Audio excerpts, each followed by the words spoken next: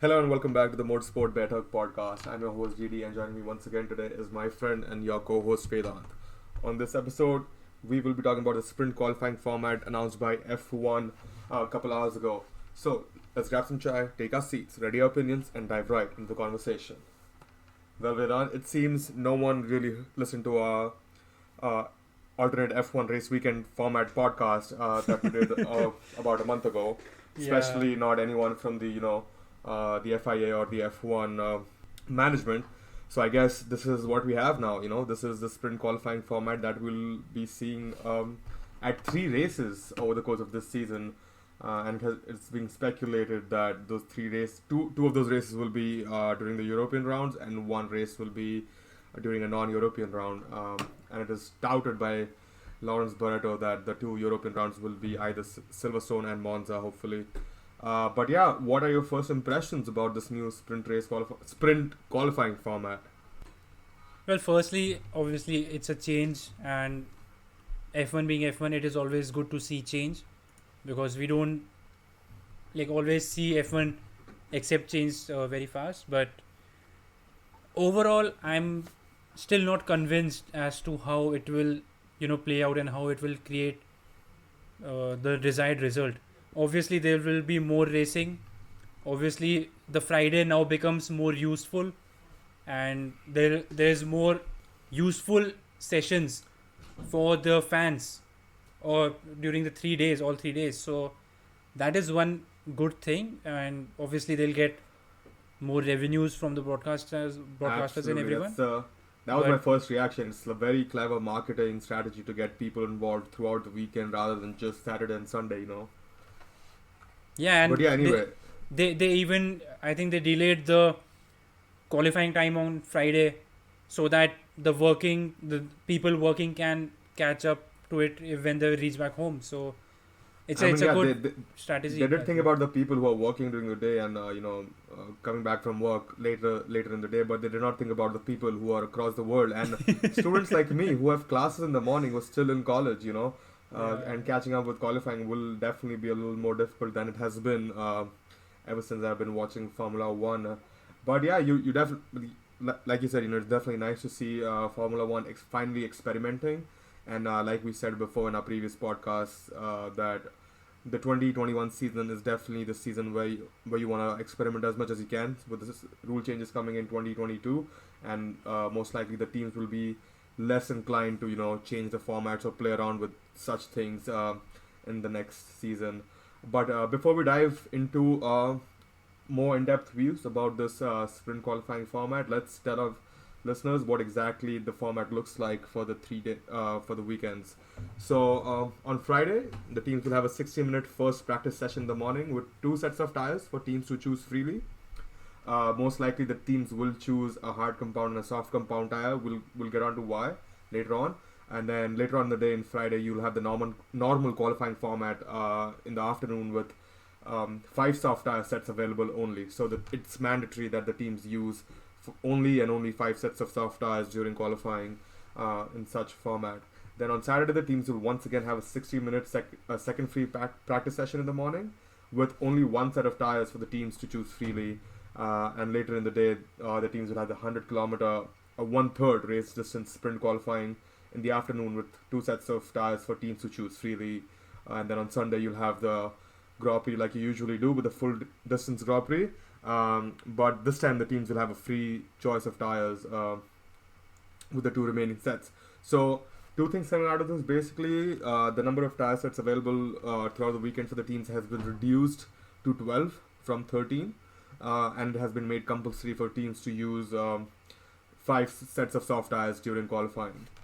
But before we dive into the cons of this, this qualifying format that we've talked about multiple times, and let me iterate multiple times over the last 3-4 months, ever since F1 proposed such a sprint qualifying format. Let's talk about the pros. There's not many, but there's a couple pros that we can draw out from this format. What do you think there, Vedant? I'll let you take the lead on that.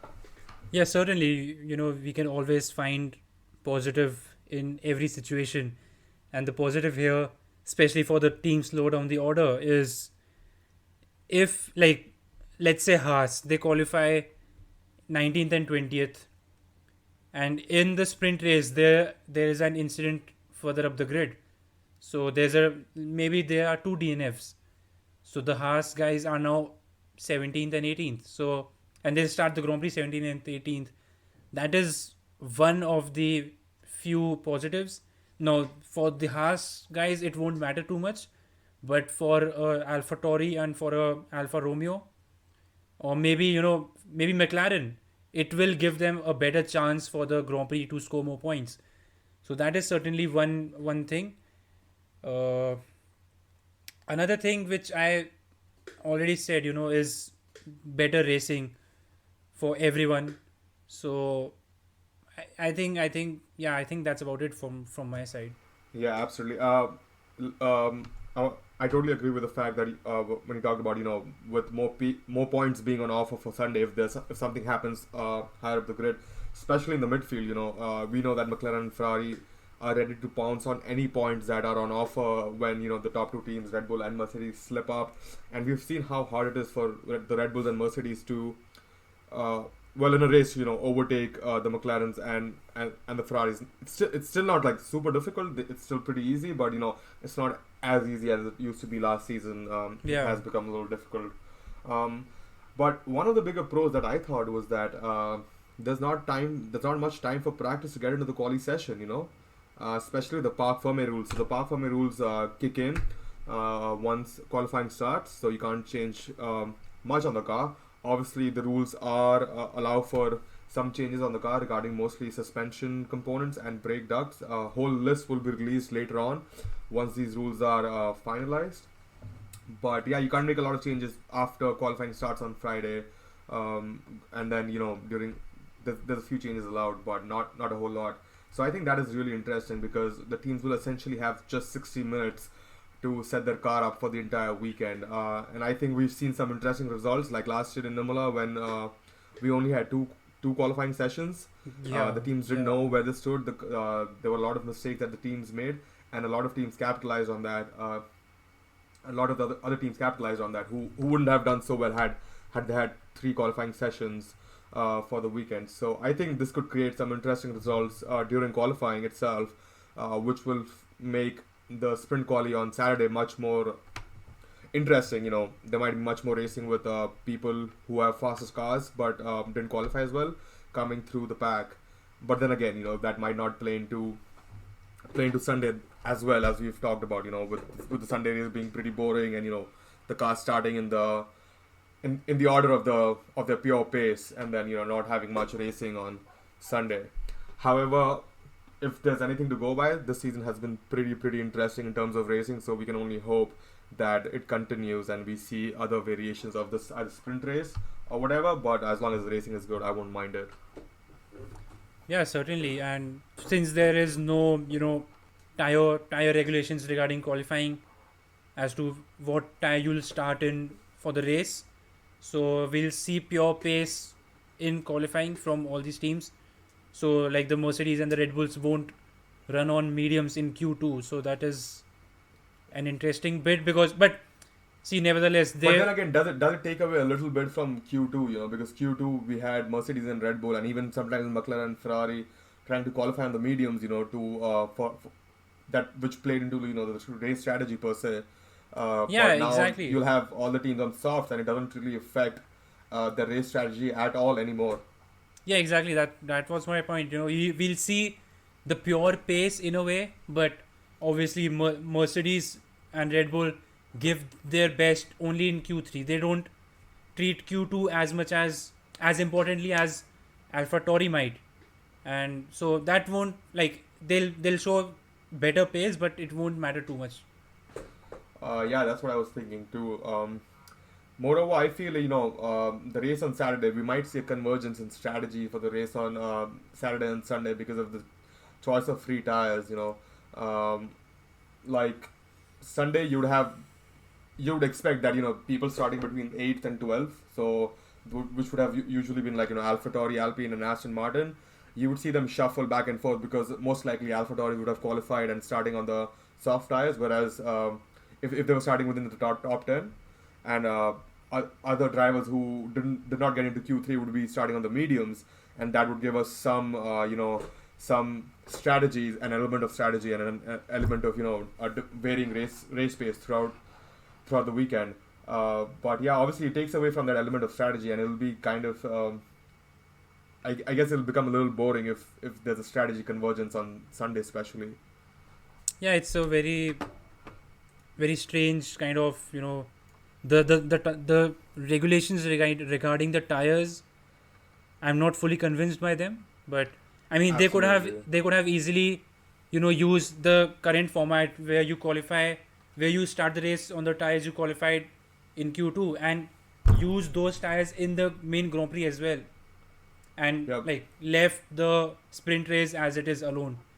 So Yeah, you could have just let them have a because most likely most teams would want to do the sprint race on the mediums from what it looks like, unless there's a depending on like which compound they're taking to the races, yeah, because obviously it differs between if you have C1, C2, C3, or like the C3, C4, and C5 on which side of the range you are on.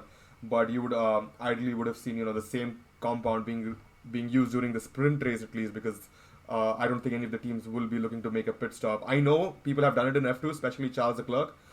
He pulled a yeah, cracker of a race, finishing first after doing a pit stop during the sprint race, and it will be amazing if we get to see that again. but But yeah, it's it's very highly unlikely to unlikely happen that in it would F1. happen. Yeah. Absolutely. Um, yeah. Now let's talk about the points. Points for only the top three, and I know we were talking about this earlier, and you brought up a good point, so I'll let you bring that up for our listeners here. So for the sprint races to create value, they needed to have points, right? But if they had points from first to eighth, and if the winner got 10 points, it would have been highly unfair for everybody down the order. But now that they have only 3 points for the winner, 2 points for second place, and 1 point for third place, it creates an element of competition between those front runners, and the teams further behind don't really get affected by it, because McLaren won't care as much if Ferrari get if sorry if Red Bull or Mercedes get 5 extra points per se. So I think it's an Yeah. element for the championship, and but they have structured it quite well with those limited points positions.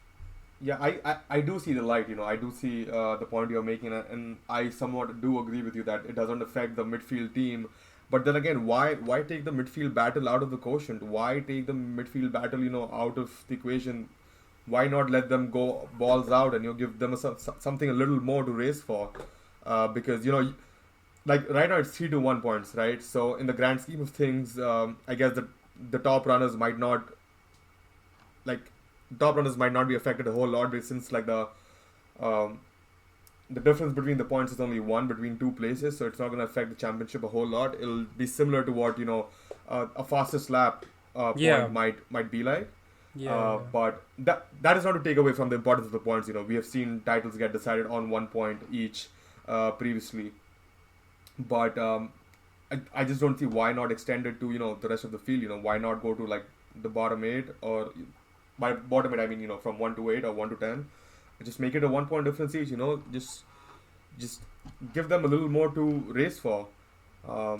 So Yeah, yeah, yeah, you bring up a good point, but I mean, I think it's better than giving them points from 12 downwards, and if the eighth yeah. guy I think gets I one agree on the point, I agree on the fact that the difference in points from one position to the other is not huge, and it's not yeah, going to affect them a whole lot. So yeah, but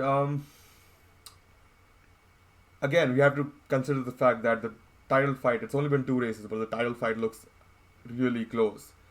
And right now, Lewis leads the championship by simply 1 point because of the fastest lap he got in Imola.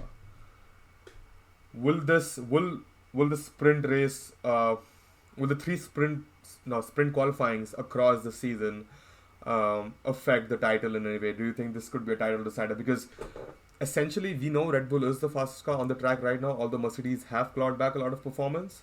So does it mean 3 easy points for Max Verstappen as long as he doesn't win it? yeah. I mean, I know you are pretty convinced that this will be the title decider, these three sprint qualifyings. And but yeah, I'm pretty confident I'm pretty confident myself that these points, these, let's say Lewis Hamilton finishes first and Max Verstappen finishes fourth. So these three extra points will certainly play very much into the hands of Lewis Hamilton, because as you said, the title fight is closer than ever. It's almost, if not closer than the 2016 title challenge. So I mean, Yes. so I mean, yeah, I feel Nico Rosberg's value has gone up ever since he's retired. Over the time, and his value is only going to go up as long as Lewis Hamilton is an F1, and as long as he keeps winning world championships. yeah, certainly. But yeah, this could definitely play into the title decide, and if it goes down to the last race, and if Formula One decides that the sprint race, like the non-European sprint race round, will be the last round in Abu Dhabi, I think the fans will have something more to cheer about going into Abu Dhabi than they usually have. Certainly. But let's talk about some long-term plans now. I think Ross Brawn came out and said, that if the format works, it'll feature in the upcoming seasons too. Although it won't be at every race, but it'll be dispersed throughout the season. And this season they are trying it out at 3 places, like I said earlier. But what do you think? What if you were Ross Brawn, if you were running F1, what would be which races would you go to to hold these sprint qualifying formats? Well, I think firstly the most important thing is circuits where overtaking is easy, because if, like, sprint races are created to encourage racing. So if you go to places like Monaco and places like Sochi and take these sprint races there where there is not too much overtaking possible, so it will be a waste of that is time exactly what and Stefano energy. Domenicali said. Absolutely. But to add to that, Vedant, I feel like Stefano Domenicali also said that it gives fans a lot more to look forward to on all 3 days of the weekend. And you start Friday evening and you go all the way to Sunday evening. And F1 could really make a festival out of this in emerging markets. I feel with the Miami Street Race coming on in 2022. I feel if F1 did this in Miami and made it a festival, hopefully COVID will be a myth by then. But Hopefully, if the fans are allowed in the paddock, I think going to places with much more revenue or emerging markets will definitely help the cause for F1, engaging fans throughout the weekend, especially fans who are attending in person. And I would love to see that. I would love to, right now I'm in Michigan, and I would love to go down to Miami and spend 3 days there just watching F1 and watching the drivers go balls out across 3 days and get my money's worth. Yeah, certainly it's like a 3-day festival in a big city or in a emerging market will certainly be a great thing for to get in more fans and get more people involved. But let's move on. I am pretty surprised that this was a unanimous decision, because we have seen concerns from Mercedes and Red Bull regarding the cost cap, because they are already operating right on the edge of cost caps, and with these 3 additional races they were worried that the cost might go beyond what they are allowed. So FIA and F1 have allowed them $500,000 beyond the cost cap only for these 3 races. So I think it essentially means you can't use that 500,000 for any other event, I suppose. So it'll probably be like a operational cost for these three weekends, an additional operational cost. Yeah, and I think they have already also provided them with additional claims to be made in event of accidental damages, so which is a good thing, because we will see racing, we'll see proper racing in the sprint races, and damages might be, and like accidents might be a factor, like they might be common. And F1 has accounted for damages and how it affects how much money the team can have for the next season and how much development time they can have for the next season in the current cost cap, and I think they'll just be making changes to those with the addition of these sprint races. I think one of the concerns that we have seen over the last couple of hours, ever since the news has come out, is the fans have been saying, that anyone who's not Red Bull and Mercedes won't be going balls out during the sprint race, because no one will want to bin the car or make a hasty move in order to lose places or lose points, and they won't take as many risks. But I think there's still a lot to fight for, because the higher you start on the grid on Sunday, the more the better chance you have to score more points. So I don't think fans should be disheartened about how the points. Yeah, I mean, shouldn't be disheartened about the fact that the lack of points for the other teams, the positions down the order is going to affect racing a whole lot, because I think at the end of the day we have some quality drivers, especially I think like Charles Leclerc and Lando Norris will really enjoy this sprint race format, sprint qualifying. I keep calling it sprint race, sprint qualifying format, because they love to just drive balls to the wall, and it's been long since they've been in F2, and I think they'll relish this opportunity again.